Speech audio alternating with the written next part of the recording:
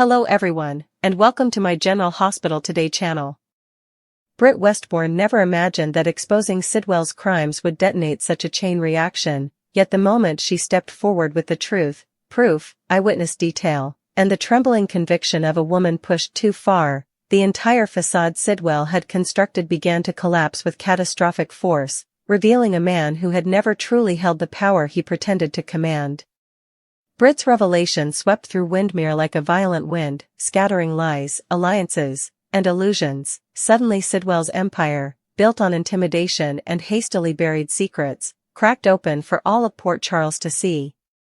Britt had always known Sidwell was dangerous, perhaps even monstrous, but as everything he valued, money, reputation, control, and the fear he meticulously curated, vanished in a matter of hours, she realized something far more chilling. Sidwell's downfall didn't terrify him nearly as much as one name uttered in the shadows, Pascal.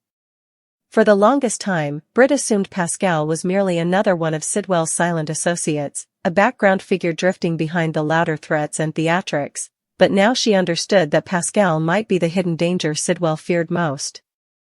Pascal wasn't the type to loom, to posture, to pace or slam his fist into walls like Sidwell. He didn't bark orders or inflate his chest. He simply existed, quietly, precisely, like an unsheathed blade polished to a mirror finish and left in the center of a room as a warning. Sidwell strutted around Port Charles pretending to be the storm, but Pascal was something colder, something older, something stripped of emotional noise, and Britt saw it in Sidwell's eyes every time Pascal entered a room, an involuntary flicker, a subtle tightening of the jaw, a shift in posture that revealed a man who knew he was outranked by a force he could never hope to intimidate. Even before Dalton's murder, Britt sensed something unsettling swirling beneath the surface at Windermere, but she couldn't identify it until the moment Pascal arrived in the aftermath of the professor's death. Dalton's body still lay crumpled on the marble floor, the echo of Sidwell's impulsive bullet lingering in the air, yet Pascal walked in as if he were entering a dry-cleaning shop, unbothered, emotionless, his eyes scanning the carnage not with shock but with the clinical detachment of someone assessing whether a chore had been completed correctly.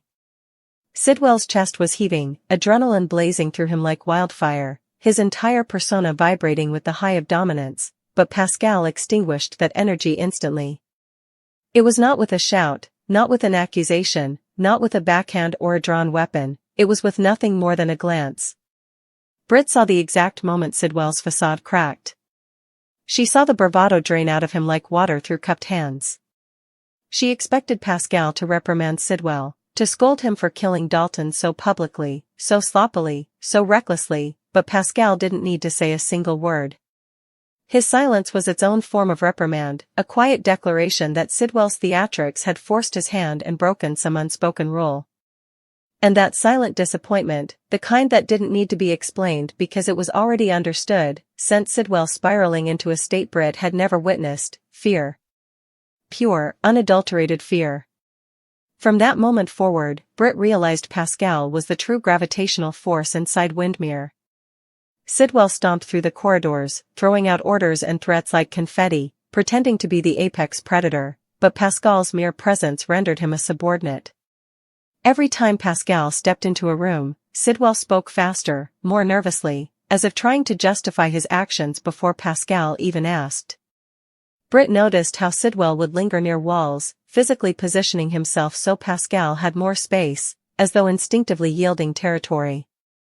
Sidwell, the self-proclaimed kingpin, diminished beside the man who never raised his voice. Pascal's authority was different, heavier and quieter, the kind that didn't rest upon performance but upon reputation, earned somewhere far away from prying eyes, in places where rules were carved into bone rather than written in ink. The night Pascal escorted Britt home, she understood just how deep his reach extended. Sidwell would have used the moment to reassert his dominance, to taunt her, threaten her, remind her she was trapped. Pascal, however, didn't repeat Sidwell's mistakes. He didn't try to scare her with theatrics, he didn't hiss warnings into the dark. His message was simple, sterile, and absolute: she was being watched. She would not get a third chance. These weren't threats issued out of pride, impulse, or ego, they were institutional. They carried the weight of a structure she couldn't see, a hierarchy that made Sidwell look like a disposable pawn rather than a leader. That was the moment it clicked for Britt. Pascal wasn't Sidwell's henchman. Pascal wasn't even Sidwell's equal. Pascal was something above him, beyond him, someone Sidwell answered to, someone Sidwell deferred to without hesitation. And Britt realized something more horrifying. Pascal wasn't intimidating because he tried to be. He was intimidating because he didn't need to try at all. Sidwell loved playing the part of the evil mastermind, pacing halls like a restless beast, lashing out at subordinates, delivering monologues about respect and consequences. But Pascal never wasted time with theatrics because real predators don't roar, they simply strike. Every sentence he spoke felt carefully measured, as though any excess word would be an insult to efficiency. When Pascal warned Britt that she had no more chances left, she didn't feel like a woman being threatened by a criminal, she felt like a citizen being reminded of a policy. A rule. A protocol. Pascal spoke like a man representing an unseen council, a group of shadows whose existence Britt could only guess at. It was the kind of threat you didn't negotiate with because negotiation implied you had leverage. Britt realized she had none. When Britt finally exposed Sidwell's crimes, his coercion, his threats, the murder of Dalton, the financial schemes threading through Windmere like toxic vines, she expected Sidwell to explode with rage. Instead, Sidwell imploded. He didn't rush to silence her, didn't grab her, didn't issue another grand monologue. He froze. He turned to Pascal. And for the first time, Britt saw Sidwell look truly, utterly helpless. His empire wasn't collapsing because Britt exposed him, it was collapsing because Pascal allowed it. Sidwell knew the rules, knew the consequences, knew that once someone like Pascal deemed him a liability, there was no salvaging his position. Sidwell's downfall wasn't a matter of if, it was a matter of schedule. And Pascal's stillness was the official confirmation that the man Britt once feared was nothing more than a stepping stone being quietly removed from the board. Sidwell tried to regain control, tried to insist he could fix the situation, that Britt could be manipulated or threatened back into silence, but Pascal didn't look at him. He didn't acknowledge him at all. Pascal's refusal to speak was more destabilizing than any threat could ever be. Sidwell's voice trembled as he spoke, the realization dawning that he wasn't pleading for power, he was pleading for relevance. Pascal's unbroken calm signaled something final and irreversible. Sidwell was done. Finished. Obsolete. And the terror that crossed Sidwell's face wasn't the terror of a man about to lose everything, it was the terror of a man who knew his fate was no longer in his own hands. Britt had underestimated Pascal from the beginning. She thought Sidwell was the monster in the dark, the one who would haunt her, chase her, break her. But Sidwell was simply loud. Pascal was lethal. Britt's instincts had latched onto the wrong threat, mistaking volume for danger. It was Pascal's quiet that should have terrified her from the start. Because Pascal wasn't merely an enforcer. He wasn't a lieutenant. He wasn't even an accomplice. Pascal was a message sent from a higher place, a reminder that some people pull strings so delicately you don't feel the noose tightening until it's too late. And as Sidwell faded into ruin, stripped of allies, resources, and authority, Pascal remained exactly as he always was, silent, steady, omnipresent. The kind of man who doesn't need to kill you to destroy you, he simply waits for you to violate a rule and lets gravity finish the work. In the end, Britt wasn't afraid of Sidwell anymore. She feared the one Sidwell feared, the one whose name was spoken only in whispers, the one whose shadow stood behind every violent act committed in Windmere, Pascal.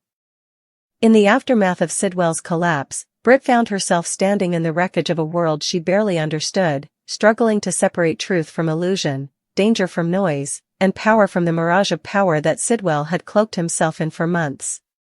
The repercussions of her exposure spread through Port Charles like an infection, slow at first, then rapidly, aggressively, consuming everything Sidwell once controlled. Yet even as the city whispered about Sidwell's downfall, about his crimes and unraveling, Britt was struck by something far more unnerving. Pascal had not moved. Not one step, not one decision, not one gesture that suggested he was scrambling to protect himself or reassert dominance. Sidwell panicked, scrambling to salvage fragments of alliances, frantically attempting to rebuild the narrative. Pascal simply watched. He observed the chaos unfolding as if it were a natural phenomenon he had anticipated all along. And the more Britt studied him, the more she understood that Pascal's stillness was not apathy, it was sovereignty. It was the unsettling quiet of someone who never needed to announce their intentions because the world adjusted to their decisions before they were even spoken. When Britt stepped outside Windmere for the first time since exposing Sidwell, she expected to feel liberated, but instead, she felt like she had stepped onto thin ice. Each breath of cold air reminded her that she had toppled the wrong man. Sidwell had been loud and violent and reckless, but he was easy to read. His threats were loud enough to see coming. His rage was predictable. Pascal, however, was something else entirely, something without a readable emotional pattern. It was as if he had been carved from a different element entirely, one that did not erode with time or pressure. Britt found herself replaying every interaction she had ever had with Pascal, searching for tells, inconsistencies, moments where he had slipped, but there were none. Pascal was consistent, disciplined, unwavering. Even his silence felt crafted with intention. Britt realized that she had only glimpsed the surface of whatever machine Pascal was a part of, an unseen network whose influence reached far beyond Windmere or Sidwell's petty operations. She couldn't shake the sense that her exposure of Sidwell had been less of a victory and more of a trigger, an event that set something larger in motion, something orchestrated with precision by Pascal himself. As the days passed, Britt noticed the shift in the city. People who had once spoken Sidwell's name with caution now tossed it around casually, almost mockingly, as if he had never been anything more than a neighborhood bully. His reputation dissolved overnight, leaving behind only the memory of a man who played at being dangerous. But no one, absolutely no one, mentioned Pascal. It was as though he had been scrubbed from the narrative entirely, erased from the collective consciousness of Port Charles despite having stood at the epicenter of its darkest secrets. Britt found this omission more terrifying than any rumor or headline could have been. People didn't forget men like Pascal unless forgetting was safer. Unless forgetting was enforced. She tried to convince herself that she was overanalyzing, that her instincts were clouded by stress and trauma, but the unease sat in her stomach like a weight she couldn't dislodge. When she walked through town, she felt eyes on her, not Sidwell's, not zealots seeking revenge, but something colder. An observation without judgment. A presence without form. Britt had been warned that she was being watched, but now she understood those words had not been Sidwell's threat. They had been Pascal's policy. A mandate. And Britt knew that Pascal did not issue mandates lightly. Every night, she examined the documents she had collected on Sidwell's operations, tracing financial trails, analyzing coded messages, cross-referencing accounts that led nowhere. But the deeper she dug, the more she saw Pascal's fingerprints, not explicit ones, but the absence of mistakes. The efficiency of routing, the precision of timing, the predictable behavioral patterns of those involved. Sidwell was loud and messy. Pascal's operations, by contrast, were ghost-like, self-correcting, self-erasing, built on a structure of discipline that stretched beyond the capabilities of a single man. Pascal wasn't the mastermind. He was the mechanism. And if Pascal was merely an instrument, Britt feared what the hand behind him looked like. One evening, Britt sat alone at her kitchen table, her coffee growing cold as she stared at a spreadsheet she had pulled from one of Sidwell's encrypted folders. Pascal's name wasn't in the file, of course it wasn't, but the pattern was unmistakable. Transactions that maintained perfect mathematical intervals. Supply routes that adapted before disruptions were even recorded. Backup plans built before the primary plans had ever been executed. She felt the hair on her arms rise. Pascal didn't react to danger, he predicted it. He didn't respond to problems, he prevented them. Sidwell operated like a criminal, Pascal operated like a system. A system that had assessed Britt the moment she entered its sphere.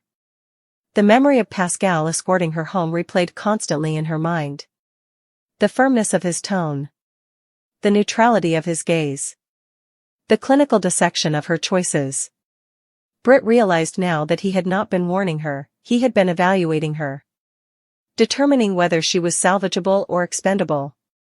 And the worst part was, Britt still didn't know which conclusion he had reached. Meanwhile, Sidwell's world continued to disintegrate. Former allies abandoned him. Financial connections evaporated. Even the men who once flanked him in the halls of Windmere now pretended not to know him. Britt heard rumors that Sidwell had gone into hiding, a cabin, a warehouse, a friend's basement, but she didn't believe any of them. Sidwell wasn't hiding. Sidwell was running. He was running because he understood something Britt hadn't yet fully accepted. Once Pascal determined a piece of the system had malfunctioned, it was removed. One night, Britt found herself back at the docks, standing at the edge of the pier, staring out over the dark water. She didn't know why she had come here, only that something had drawn her, some instinctive fear or intuition that warned her she was reaching a point of no return. As she gripped the railing, a soft scrape of shoes against wood reached her ears. She didn't turn immediately, she didn't have to. She knew who it was. Pascal. He stood several feet behind her, not close enough to threaten, not far enough to dismiss, simply existing in that same controlled space that made him feel like an anchor dropped in the room. Britt's pulse quickened, but she forced herself to keep breathing. Pascal waited, giving her the space to acknowledge him, and she realized that this, too, was intentional. Pascal never entered a conversation. He allowed others to step into his.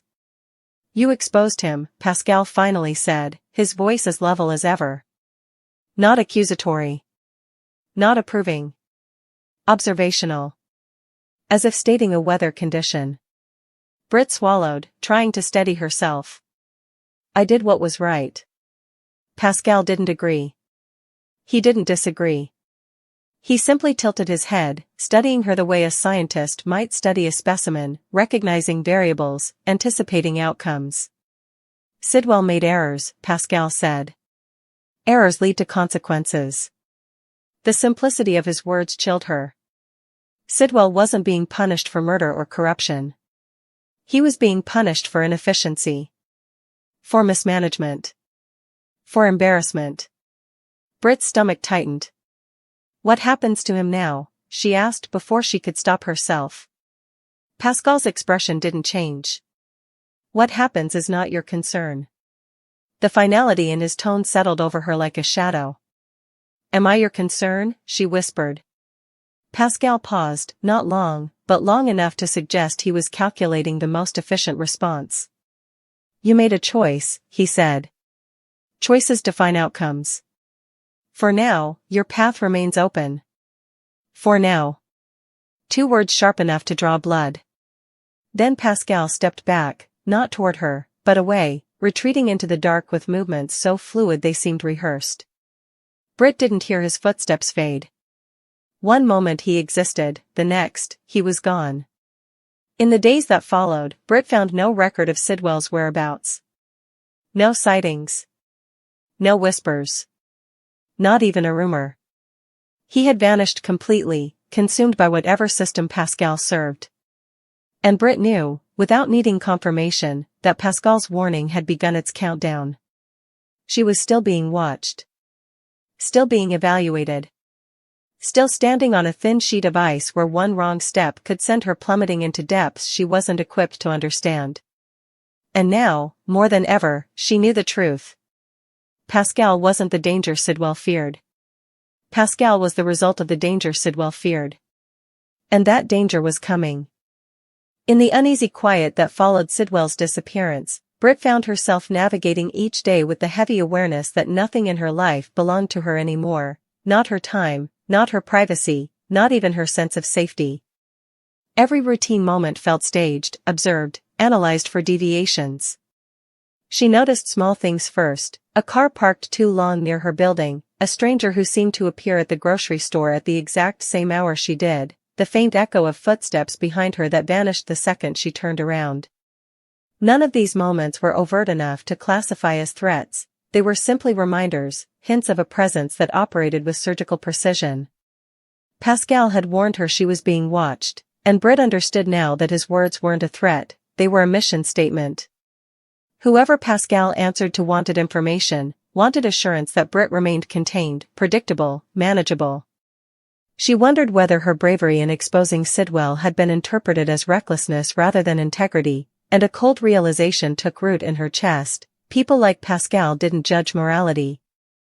They judged utility. One evening, as she walked through General Hospital's parking garage after a late shift, Britt sensed movement behind her. She turned quickly, heart pounding, only to find an empty stairwell illuminated by a flickering light. The air felt dense, weighted, as if someone had been there just moments before. She stood still, forcing herself not to panic, reminding herself that fear was exactly the response Pascal's unseen observers wanted to measure. When she finally made it to her car, she found a single object sitting on the hood, a folded piece of paper, completely blank. No writing. No message. No signature. A blank warning, something meant to unsettle rather than instruct. She stared at it, her breath catching. A blank page carried a chilling implication: your fate will be written soon. Pascal's style was never